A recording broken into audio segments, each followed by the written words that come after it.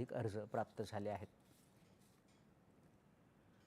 बीड जिल्हा म्हटलं की डोळ्यासमोर येतो तो दुष्काळ आणि नापिकीशी संघर्ष। मात्र याच संघर्षावर मात करत धारूर तालुक्यातल्या काही या गावातले जिद्दी शेतकरी दीपक मोरे यांनी आधुनिकतेची कास धरली आहे।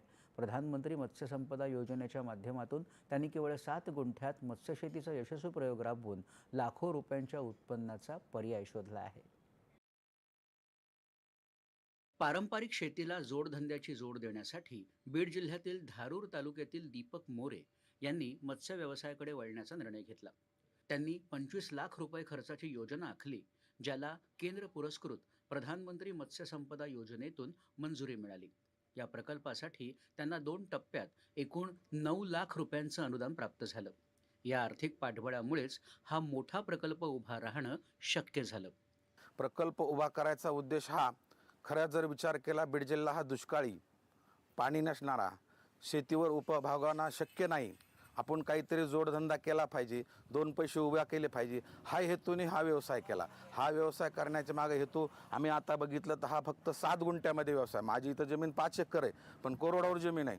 ह्याला आम्ही पाण्याची उपलब्धता केली, बोर घेतले आणि हे कमी पाण्यामध्ये येणार आहे। कमीत कमी 6 महिने 4 महिने आपल्याला पाणी बदलता गरज नाही, थोडं पण बॅक्टेरिया वगैरे झाला तर बदलावं लागतं। त्यामुळे हा व्यवसाय आपण इथं चालू केला। हा व्यवसाय चालू करण्याचा उद्देश फक्त आपल्या तरुणांना, शेतकऱ्यांना जोडधंदा व्हावा आणि हा करत असताना मी इथं आणलं। जवळपास मी इथं 1 वर्ष झालं मी प्रकल्प उभा केला आहे। दीपक मोरे यांनी आपल्या 5 एकर शेतीपैकी केवळ 7 गुंठ्यात 25 टँक उभारलेत। विटांचं बांधकाम, लोखंडी जाळी आणि उच्च दर्जाच्या ताडपत्रीचा वापर करून हे गोलाकार टँक बनवण्यात आले। प्रत्येक टँकला इनलेट आउटलेट पाईप, 24 तास ऑक्सिजन पुरवठ्यासाठी ब्लोअर मशीन आणि ऑक्सिजन पाईप्सची जोडणी करण्यात आली आहे।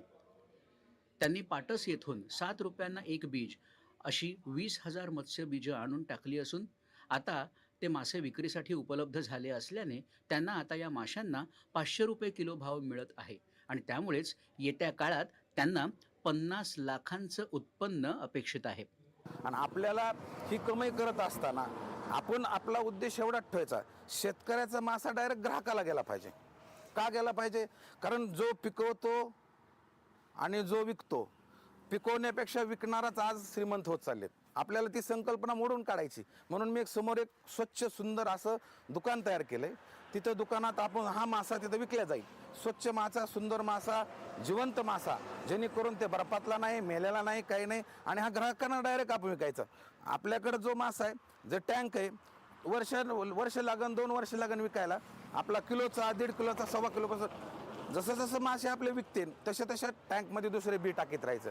आपल्याला हेतू एवढाच आहे, ग्राहक आणि आपण एकत्र जुटलं पाहिजे, याच्यातून आपल्याला जास्तीत जास्त नफा भेटेल। दुष्काळी परिस्थितीमुळे अनेकदा शेतकरी हताश होऊन टोकाचं पाऊल उचलतात। मात्र दीपक मोरे यांनी नवनवीन प्रयोग करून यशस्वी असा मत्स्यशेतीचा पॅटर्न उभा केलाय। शेतकऱ्यांनी केवळ पावसावर अवलंबून न राहता शेतीला जर जोडधंद्याची जोड दिली तर शेती नक्कीच फायदेशीर ठरेल असा विश्वास त्यांनी व्यक्त केला। या यशस्वी प्रयोगाबद्दल त्यांनी पंतप्रधान नरेंद्र मोदी आणि मत्स्य विभागाचे आभार मानले आहेत। मोदी साहेबांनी हे जे योजना काढल्यात, बऱ्याच लोकांना मत्स्य ह्याच्यात योजना माहीत नाहीत।